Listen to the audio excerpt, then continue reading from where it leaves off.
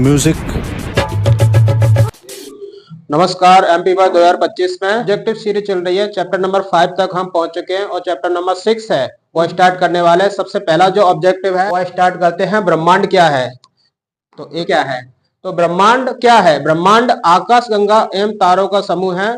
ब्रह्मांड में आकाशगंगा और तारे आते हैं। आपको पता है एक आकाशगंगा में अरबों तारे होते हैं और तारों का जो जो समूह है उसको आकाशगंगा कहते हैं। उन्हीं आकाशगंगाओं से मिलकर क्या बना हुआ है, ब्रह्मांड, जिसे हम इंग्लिश में क्या कहते हैं, यूनिवर्स भी कहते हैं। दूसरा प्रश्न देखते हैं, ब्रह्मांड की जो उत्पत्ति का सिद्धांत है वह किसने दिया था। ब्रह्मांड की उत्पत्ति का सिद्धांत दिया था लेमेंतेयर ने। लेमेंतेयर ने बताया था कि जो ब्रह्मांड की उत्पत्ति है वह एक महाविस्फोट कहते हैं। बिग बैंग सिद्धांत जो है वह एक वैज्ञानिक ने दिया था जिसका नाम है लेमेंतेयर। तीसरा प्रश्न देखते हैं, पृथ्वी की रचना कितने वर्ष पूर्व हुई है। तो पृथ्वी की रचना है वो आज से लगभग 450 करोड़ साल पहले हुई है। और किस सिद्धांत के अनुसार हुई है, वह सिद्धांत के अनुसार हुई है बिग बैंग सिद्धांत के अनुसार, यानी महाविस्फोट सिद्धांत के अनुसार हुई है। तो इसमें इसका आंसर क्या होगा, ब्रह्मांड पृथ्वी की रचना कितने वर्ष पूर्व हुई है, 450 करोड़ साल पहले। अगला प्रश्न देखते हैं, पृथ्वी की उत्पत्ति के कितने वर्ष बाद पहला जीवन प्रकट हुआ है। तो पृथ्वी की उत्पत्ति 450 करोड़ साल पहले हुई है और उसके 50 करोड़ साल बाद यहां पर क्या आया है, जीवन आया है, यानी जीवन प्रकट हुआ है। जीवन अंतरिक्ष में दूसरे ग्रहों से आया है। इस सिद्धांत को क्या कहा जाता है, इस सिद्धांत को कहा जाता है पेनस्पर्मिया। पेनस्पर्मिया को कहते हैं सर्वबीजाणु सिद्धांत। पहले यह माना जाता था, जो यूनानी के जो विचारक थे उनके द्वारा यह माना जाता था कि पृथ्वी पर जो जीवन का जो कारण है वह दूसरे ग्रहों से आया हुआ जीवन हो सकता है।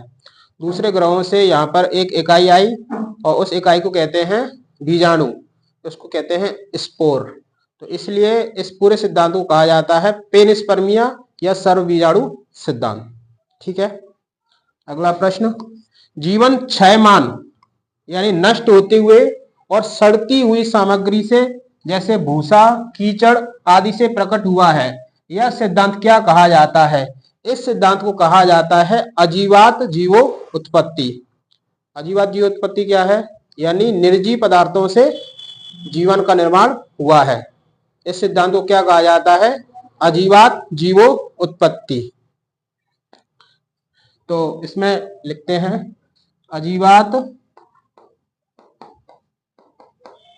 जीवो उत्पत्ति।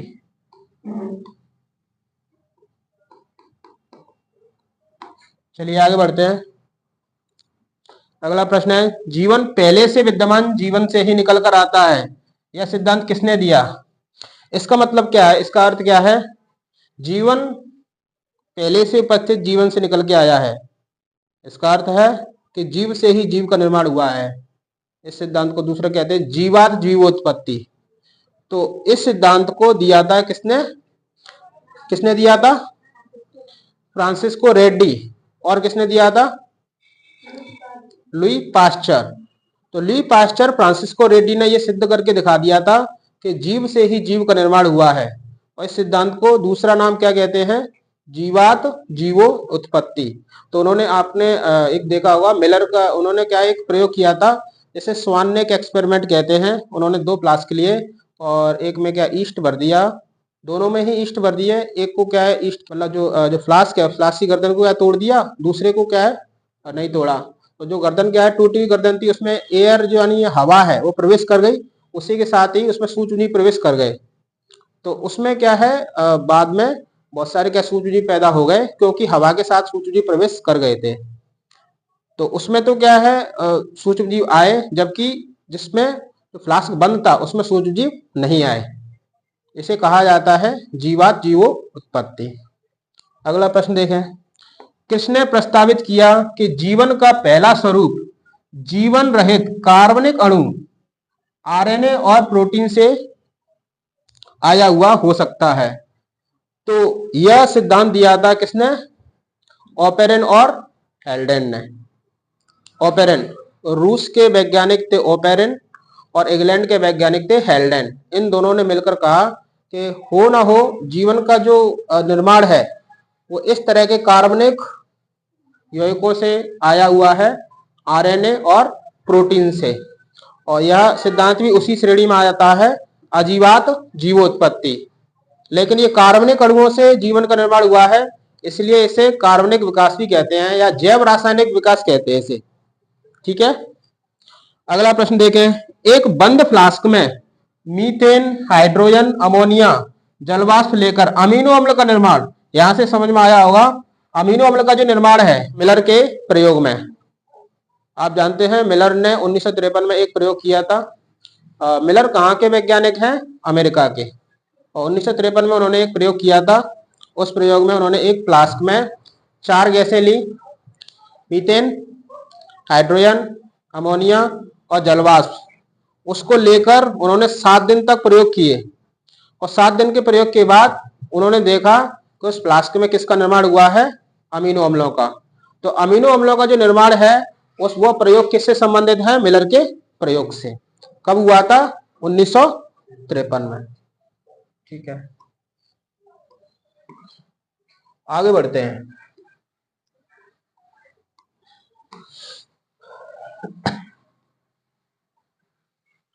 अगला प्रश्न है जीवन का प्रथम अकोशिकीय यानी बिना कोशिका के रूप कब प्रकट हुआ था?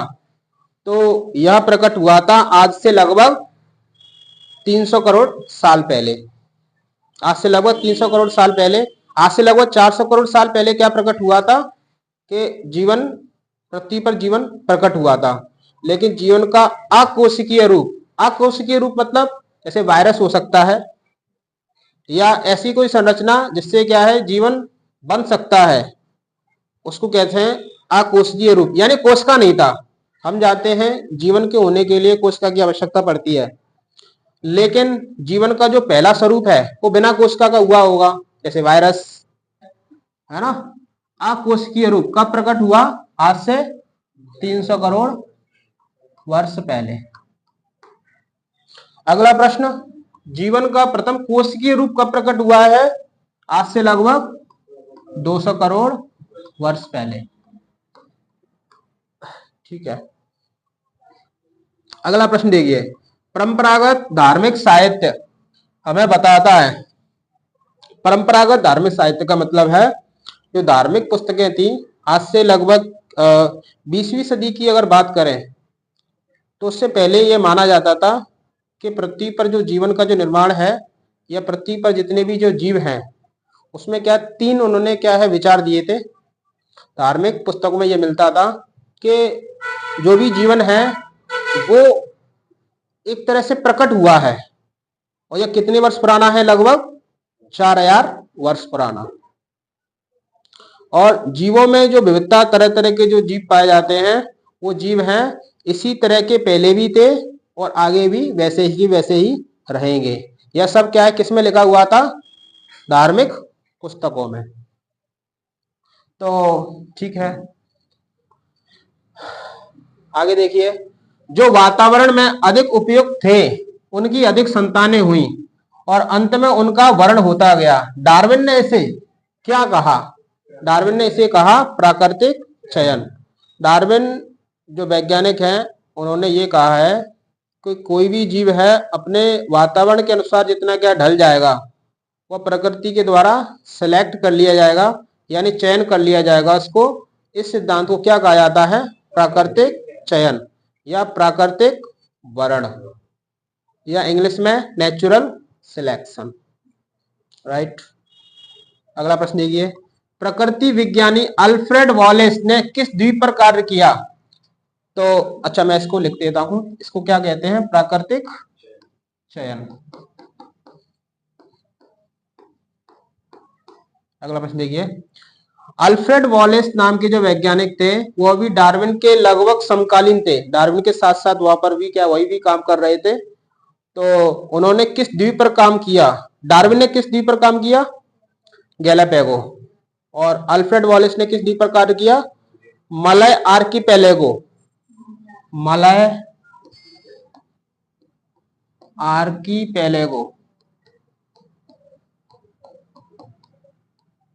और दोनों जो वैज्ञानिक थे वह एक तीसरे व्यक्ति से प्रभावित थे जिसका नाम था माल्थस।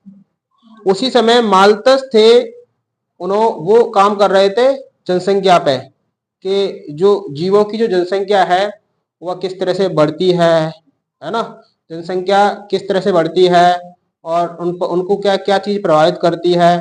तो माल्थस का एक निबंध होता था, माल्थस की एक पुस्तक होती थी उस समय, और उसको दोनों ही वैज्ञानिक पढ़ रहे थे। कौन कौन? डार्विन और अल्फ्रेड वॉलेस। तो अल्फ्रेड वॉलेस कहां पे थे? मलायार्की पेलेगो द्वीप पर। आगे देखें, विकास के लिए भ्रूणात्मक समर्थन किसके द्वारा प्रस्तावित किया गया? तो ये प्रस्तावित किया गया अर्नेस्ट हैकल। अर्नेस्ट हीकल, हैकल भी कह देते हैं। अर्नेस्ट हैकल ये कहते हैं कि किसी भी जीव का अगर विकास देखना है तो उसकी भ्रूणीय स्थिति में देखें, भ्रूणीय अवस्था में देखें। भ्रूणीय अवस्था में क्या विकास के सारे क्या है जो सबूत है वो मिल जाते हैं कि जीवों का विकास कैसे हुआ है। तो ये सिद्धांत किसने दिया था? Ernest Haeckel. अगला प्रश्न, व्हेल, चीता, चमगादड़, मानव के अग्रपाद में समानता क्या है? इस सब में, हाँ, उनके अग्रपाद कैसे होते हैं? उनके अग्रपाद हैं वो अलग अलग कार्य करने के कारण आंतरिक रूप से तो समान होते हैं, लेकिन अलग अलग कार्य करने के कारण उनके बाहरी रूप में परिवर्तन आ गया है। इसका मतलब है संरचना समान है लेकिन कार्य है वो अलग अलग हैं। और ऐसे क्या अंगों को क्या कहा जाता है? समजात अंग। समजात अंग इंग्लिश में क्या कहा जाता है? Homologous organ. Homologous organ, homologous organ नहीं सुना होगा? समझा ना, उत्पत्ति समान है लेकिन कार्य है वो अलग अलग है। आगे देखते हैं,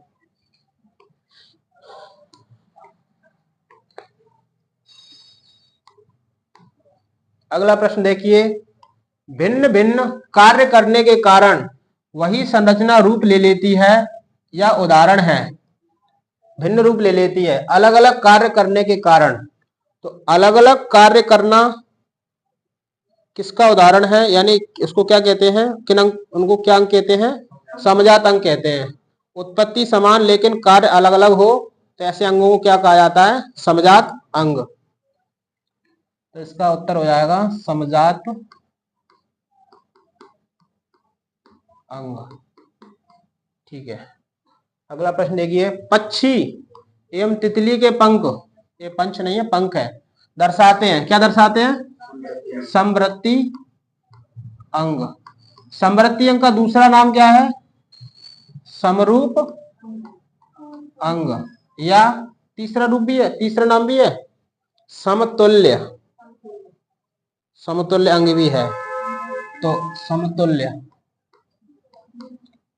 और समरूप अंग वो होते हैं जिनके कार्य अलग अलग, कार्य अलग अलग के कार्य समान, कार्य समान होते हैं लेकिन उत्पत्ति है वो अलग अलग या संरचना अलग अलग होती है। अगला प्रश्न, पूर्वज परंपरा सामान्य नहीं है, ना ही शरीर की रचना में समानता है, ये कौन से अंग है? यह भी समरूप अंग है। यानी ऐसे अंग जिनके पूर्वज क्या, यानी ऐसे जीव जिनके क्या पूर्वज क्या अलग अलग हैं लेकिन वो कार्य समान करने के कारण एक जैसे दिखाई पड़ते हैं, जैसे पक्षी एवं तितली के पंख। तो ये कैसे अंग है? समवृत्ति या समरूप अंग, समवृत्ति। ठीक है, अगला प्रश्न देखिए, ऑक्टोपस तथा स्तनधारी की जो आंख है, दोनों की आंख है, तो कार्य है वो समान होगा, और कार्य समान होगा, संरचना अलग अलग है। तो ये कौन से अंग है? समवृत्ति अंग है।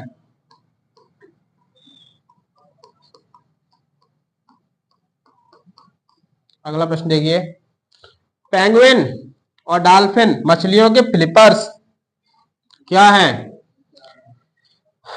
ये कौन से अंग है? समजात अंग है, क्योंकि पेंगुइन एक क्या है? पक्षी है। पेंगुइन एक पक्षी है और डॉल्फिन क्या है? एक वैसे मछली कह सकते हैं लेकिन वो वैसे स्तनधारी है ना, बच्चे पैदा करती है, उनको क्या स्तनधारी कहते हैं। तो जो पक्षी है और डॉल्फिन है, तो अलग अलग क्या जीव हो गए, अलग अलग जीव हो गए। और लेकिन क्या है उनके, क्या है जो आंतरिक संरचनाएं समान है लेकिन कार्य उनके अलग अलग हैं। तो ये भी क्या है, कैसे हैं, समजात अंग। ठीक है। अगला प्रश्न, शकरकंदी तथा आलू उदाहरण है किसके, समृद्धि अंग के। क्यों,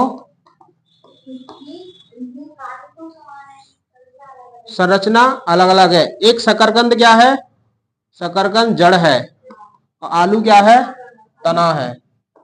तो एक जड़ है एक तना है और कार्य उनका क्या है, भोजन को इकट्ठा करना, भोजन को इकट्ठा करना, एकत्रित करना। कार्य सेम है, कार्य एक ही है, इसलिए समृद्धि अंग है। रिक्त स्थानों की पूर्ति कीजिए। लाइकेन, लाइकेन के बारे में आपको पता है, लाइकेन शैवाल और कवक के बीच का संबंध है। लाइकेन वहां पे होते हैं जहां पर प्रदूषण नहीं होता है, इसलिए लाइकेन किसके सूचक हैं, वायु प्रदूषण के सूचक हैं, वायु प्रदूषण के सूचक हैं।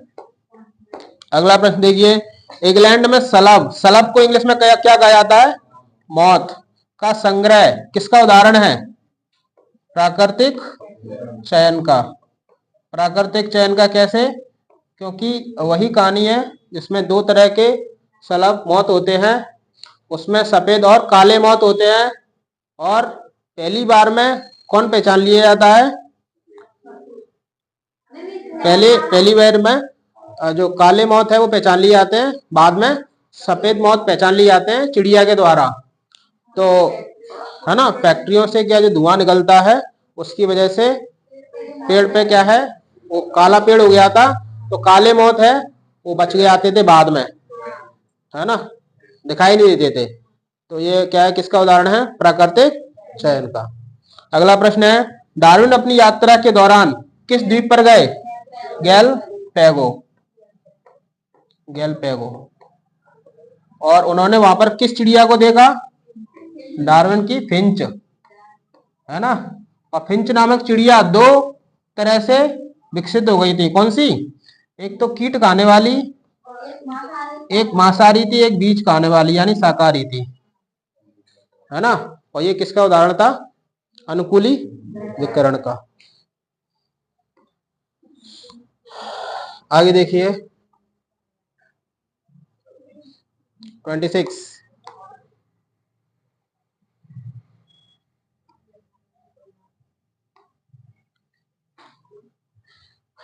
एक विशेष भौगोलिक क्षेत्र में विभिन्न प्रजातियों के विकास का प्रक्रम एक बिंदु से शुरू होकर अन्य भौगोलिक क्षेत्र तक प्रसारित होने को क्या कहा जाता है, अनुकूली विकरण। अनुकूली विकरण, अनुकूली विकरण का अर्थ है कि एक क्षेत्र में कोई प्रजाति रह रही है लेकिन वह अलग अलग क्षेत्र में रहने के कारण वह दूसरी तरह से क्या ढल जाए, उनकी आदत, उनके रहने खाने का जो तरीका है वो सब बदल जाए और एक अन्य प्रजाति बन जाए, विकर्ण हो जाए, अलग अलग दिशा में फैल जाए, इसको क्या कहा जाता है, अनुकूली विकरण। इसका उदाहरण क्या है, डार्विन फिंच और ऑस्ट्रेलिया के शिशुदानी, राइट। अगला प्रश्न देखिए, अनुकूली विकरण का सर्वोत्तम उदाहरण है Darwin Finch, yes, Darwin Finch, Australia के शिशुदानी भी लिख सकते हैं। अगला प्रश्न देखिए, जब एक से अधिक अनुकूली विकरण का एक अलग अलग भौगोलिक क्षेत्र में प्रकट होते हैं तो इसे क्या कहा जाता है, अभिसारी विकास।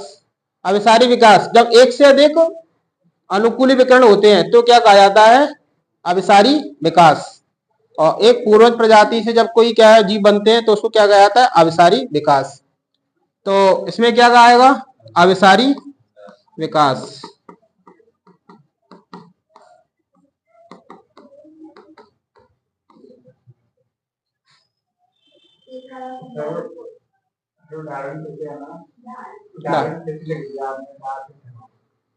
डार्विन फिंच, ये अच्छा कोई दिक्कत नहीं है, डार्विन फिंच जब एक से अधिक अनुकूली विकर्ण एक अलग अलग भौगोलिक क्षेत्र में प्रकट होते हैं। हाँ, ये समझने वाली बात है। क्या होता है, जैसे यहाँ पे कोई प्रजाति रह रही है, फिर उसके बाद क्या है, वो ढल के दूसरे क्षेत्रों में चली गई, लेकिन दूसरे क्षेत्रों में कोई किसी दूसरी जगह से कोई प्रजाति आके उसी क्षेत्र में आ गई, और भी क्या क्षेत्रों से क्या उसी क्षेत्र में आ गई, और भी क्षेत्रों से क्षेत्र में आई, तो अलग अलग क्या है अनुकूली विकर्ण होकर अगर किसी एक विशेष क्षेत्र में चले आते हैं तो इसमें इसका मतलब बहुत सारे अनुकूली विकर्ण हुए हैं। और जब वो एक ही क्षेत्र में चले जाएंगे तो उसे क्या कहा जाएगा, अभिसारी विकास। क्यों? क्योंकि वो अलग अलग पूर्वज से आए हैं। एक ही प्रजाति से अगर क्या अलग अलग क्षेत्र में चले आए तो इसको क्या कहा जाता है, अपसारी विकास। लेकिन अलग अलग जगह से अलग अलग पूर्वजों से जो एक ही क्षेत्र में आ जाते हैं इसे क्या कहा जाता है, अभिसारी विकास। राइट, थोड़ा इसको समझने में नीट का प्रश्न है ये, अभिसारी विकास। ऑस्ट्रेलिया के अपरा स्तनी जंतु प्रदर्शित करते हैं, यह भी क्या प्रदर्शित करते हैं, अभिसारी विकास। अभिसारी विकास। अगला प्रश्न देखिए, विकास के डार्विन सिद्धांत का मूल तत्व क्या है। डार्विन का जो सिद्धांत है वो किसके लिए दिया गया है, या डार्विन ने सिद्धांत कौन सा दिया है, प्राकृतिक चयन। प्राकृतिक चयन।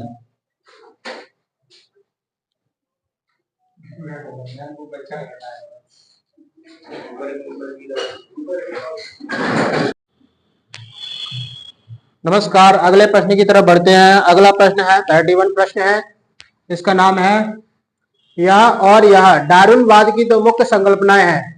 डार्विन की दो संकल्पनाएं थी, वो कौन कौन सी है। सबसे पहला है सार्वती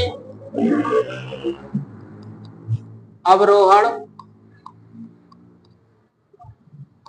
और दूसरा है प्राकृतिक चयन। प्राकृतिक चयन, यह डार्विन की दो मुख्य संकल्पनाएं हैं। 20वीं सदी के प्रथम दशक में किसने इवनिंग प्राइमरोज पर काम करके किस विचार को दिया। तो 20वीं सदी के प्रथम दशक में ह्यूगो डी ब्रीज नामक वैज्ञानिक ने इवनिंग प्राइमरोज पौधे पर काम करके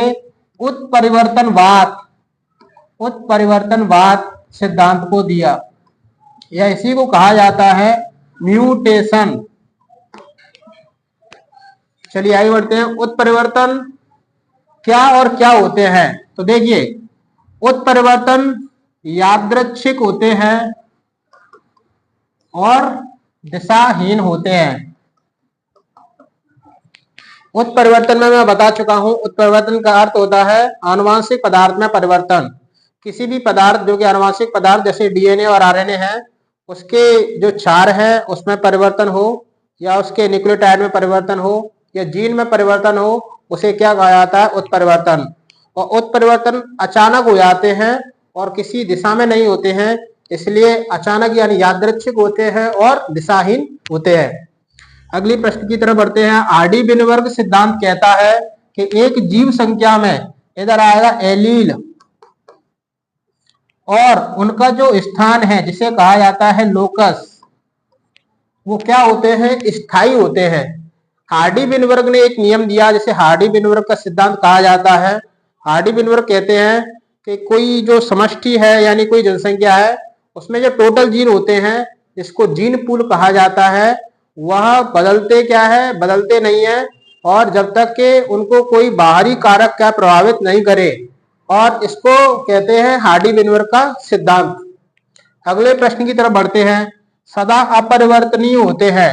तो हार्डी विनबर्ग कहते हैं कि जो जीन पूल होता है, जीन पूल का अर्थ होता है समस्त जो जीन, किसी समष्टि में जो समस्त जीन होते हैं उसे कहा जाता है जीन पूल। सदा अपरिवर्तनीय यानी परिवर्तन उनमें नहीं होता है, बदलते नहीं है। इसे क्या कहा जाता है, इसे कहा जाता है जीन पूल संतुलन। इसे कहा जाता है आनुवांशिक संतुलन।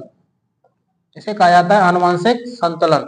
अगले प्रश्न की तरफ बढ़ते हैं। यदि जीन प्रवाह संयोगवश मतलब कोई ऐसी घटना हो जाए इसमें जीन प्रवाह हो जाता है। जीन प्रवाह मतलब जीन का जुड़ना या जीन का हटना, किसी समष्टि में जीन का जुड़ना या जीन का हटना कहा जाता है जीन प्रवाह। अगर ये जीन प्रवाह अचानक या संयोगवश हो जाता है तो इसे कहा जाता है आनुवांशिक विचलन। आनुवांशिक विचलन।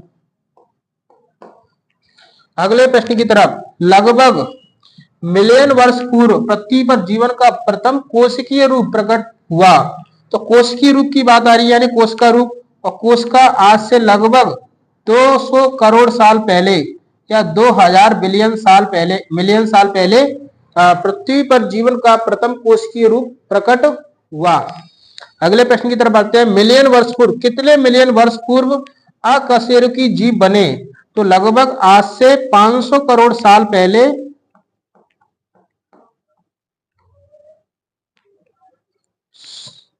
सॉरी ये थोड़ा गलत हो गया, आज से लगभग 50 मिलियन साल पहले क्या बने थे? अकशेरुकी जीव बने थे। और अकशेरुकी जीव क्या होते हैं?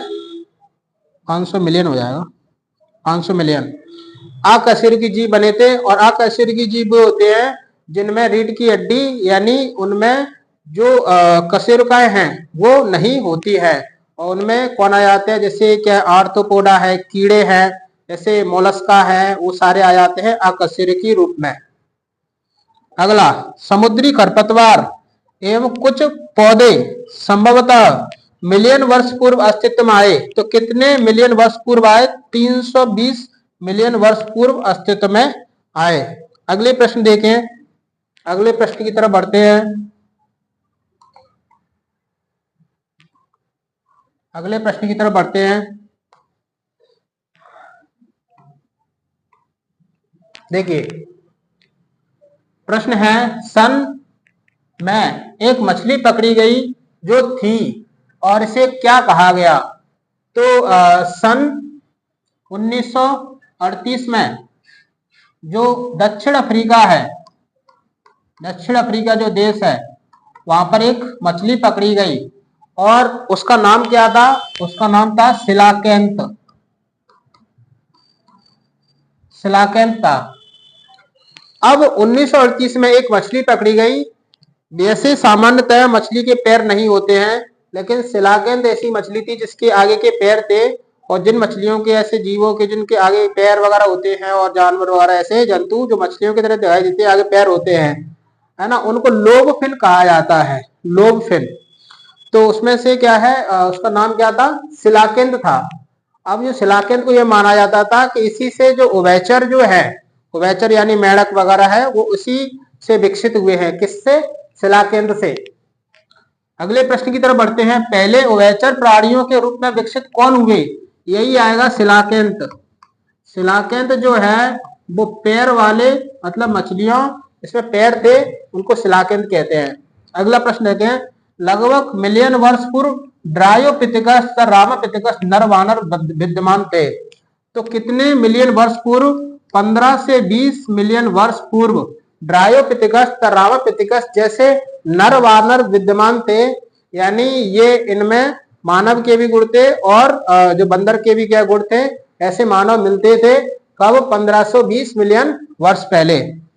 अगला देखें, रामापिथेकस इनमें से अधिक कैसे थे? मानव जैसे थे। तो जबकि जो ड्रायोपिथेकस थे वो थे कैसे? वनमानुष। वनमानुष का अर्थ है जैसे चिंपांजी है, जैसे गोरिल्ला है, इनको एप कहते हैं, यानी वनमानुष कहते हैं। तो ड्रायोपिथेकस वनमानुष जैसे थे, जबकि रामापिथेकस थे वो मानव जैसे थे। अगले प्रश्न की तरफ बढ़ते हैं। लगभग मिलियन वर्ष पूर्व ऑस्ट्रेलोपिथेकस पूर्व अफ्रीका के घास स्थलों में रहता था। इसमें आएगा 2 मिलियन वर्ष पूर्व ऑस्ट्रेलोपिथेकस नाम का जो मानव था वो रहता था अफ्रीका में और घास स्थलों में निवास करता था। अगले प्रश्न में, इस जीव को पहला मानव जैसे प्राणी के रूप में जाना गया, इसे कहा जाता है होमो हैबिलिस। होमो हैबिलिस कहा गया। उसकी जो कपाली क्षमता थी वह थी 650 से 850 सीसी।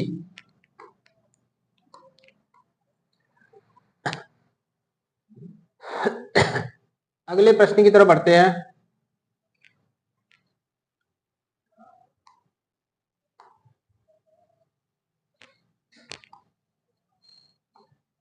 देखिए 1991 में जावा द्वीप पर खोजे गए जीवाश्म होमो इरेक्टस। तो जो होमो इरेक्टस है वो लगभग 1.5 मिलियन वर्ष पूर्व हुआ, जिसकी कपाली क्षमता थी लगभग 900 सीसी। इसकी कपाली क्षमता थी लगभग 900 सीसी। अगला प्रश्न, कौन सा मानव लगभग 1400 सीसी वाला था और 1,40,000 पूर्वीय मध्य एशिया में रहता था? तो इसे कहा जाता है निएंडरथल।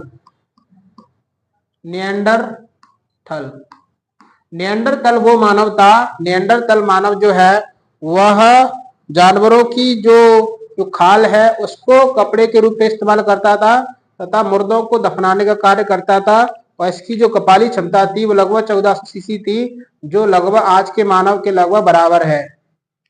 अगला प्रश्न, मृतकों को जमीन में गाड़ते थे कौन? यही है निएंडरथल। मरे हुए इंसान को जमीन में दफनाने का कार्य करते थे और अपनी शरीर की रक्षा के लिए खालों का इस्तेमाल करते थे। अगला प्रश्न देखिए, 75,000 से 10,000 वर्ष के दौरान आधुनिक मानव पैदा हुआ कब? हिमयुग में। हिमयुग कौन सा है? आज से लगभग 75,000 से 10,000 वर्ष पहले, यानी इसके बीच में इस समय चलता है जिसमें सर्दियां बहुत पड़ती थी। तो अचानक क्या है, तापमान में क्या है बदलाव वगैरह आया और आधुनिक मानव पैदा हुआ। अगला प्रश्न, मानव में प्राग ऐतिहासिक गुफा चित्रों की रचना लगभग 18,000 वर्ष पूर्व हुई तथा कृषि कार्य लगभग हुआ 10,000 वर्ष पूर्व। 10,000 वर्ष पूर्व मानव ने कृषि करना शुरू किया और बस्तियां बनाना शुरू हुआ, यानी आजकल के जो कृषि हो रही है वो लगभग 10,000 वर्ष पुरानी है। धन्यवाद।